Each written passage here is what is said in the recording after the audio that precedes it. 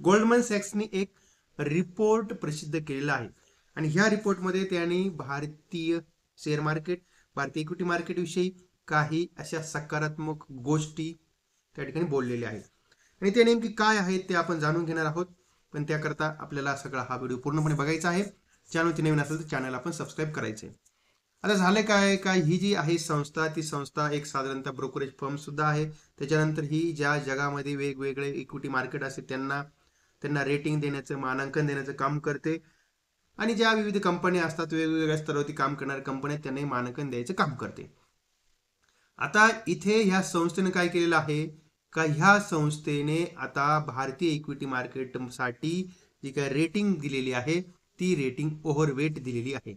आता ही overweight rating म्हणजे काय आहे का, बाबा तुम्ही ह्या बाजारामध्ये खरेदी करण्यासाठी सकारात्मक असू शकता, म्हणजेच इथले हे बाजार खरेदी करण्यास सकारात्मक आहेत असा त्याचा अर्थ होतो. म्हणजेच ही गोष्ट जी आहे ती आपल्या मार्केटसाठी पॉझिटिव्ह गोष्ट आहे. कारण जर आपण बघितलं तर कुठलेही जे मार्केट असतात ते मार्केट आपल्याला जर समजा जगातल्या मोठमोठ्या रेटिंग देणाऱ्या कंपन्यांनी जर सांगितलं ठीकठाक आहे, कुठे काही असा प्रॉब्लेम नाहीये, तर मग आपल्याला त्या ठिकाणी इतकं काही टेन्शन घ्यायची गरज नसते. ओके.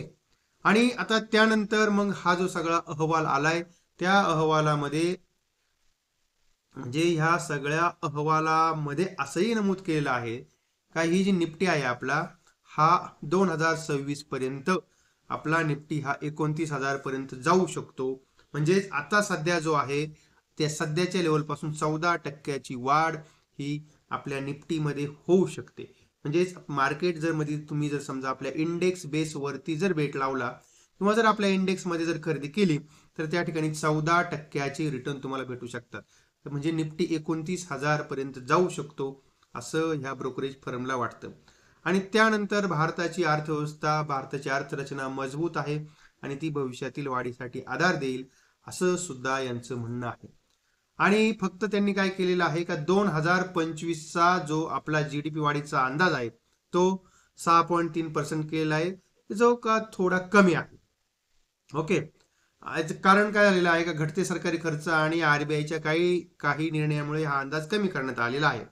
पण दीर्घकालीन दृष्टीने ते भारताच्या स्ट्रक्चरल जी काय आहे वाढ आहे ती वाढ आपली मजबूत असणार आहे असंही त्या ठिकाणी या गोल्डमन सॅक्सला वाटतं. आणि त्यानंतर आता इथे असं त्यांनी आणखी नमूद केलेलं आहे का आता त्यांचं असं म्हणणं आहे का भारतामध्ये समृद्ध लोकसंख्या वाढत आहे आणि या गटातील लोकांची वार्षिक प्रति व्यक्ती उत्पन्न अंदाजे 8,28,000 रुपयापर्यंत आहे किंवा त्यापेक्षा जास्त आहे.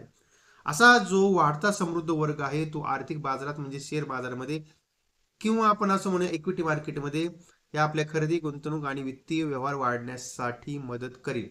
तेव्हा एकंदरीत जर तुम्ही हा सगळा रिपोर्ट जर बघितला तर हा एकदम रिपोर्ट असा एकदम छान पॉझिटिव्ह रिपोर्ट आलेला आहे. आणि या रिपोर्टचा जर आपण जर ठीकठाक जर अभ्यास केला आणि जर त्यानुसार जर समजा एखादी गुंतवणूक जर केली आणि तर तुम्हाला येत्या साधारणतः वर्षभरामध्ये तुम्ही जर समजा इंडेक्स बेसवरती जर खरेदी केली तरी तुम्हाला त्या ठिकाणी 14%च्या आसपास रिटर्न भेटू शकतील असं या ठिकाणी गोल्डमन सॅक्सला वाटते. तेव्हा हा त्यांचा रिपोर्ट आहे. असे हे रिपोर्ट त्यांचे वेळोवेळी येत असतात. ते मार्केटला कधी मारक ठरतात, कधी पूरक ठरतात. पण आता हा जो आलेला रिपोर्ट आहे तो आपल्या मार्केटसाठी पूरक आहे. ओके. आणि तेव्हा मग आता ही जी सगळी माहिती होती ती मी आपल्यापर्यंत पोहोचवायचा प्रयत्न केलाय.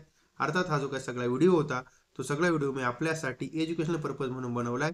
या व्हिडिओमध्ये तुम्हाला कुठल्याही प्रकारे खरेदीची किंवा विक्रीचा सल्ला दिला नाही याची कृपया नोंद घ्या आणि कुठलाही ट्रेड करताना आपण आपल्या जबाबदारीवरती ट्रेड करत चला.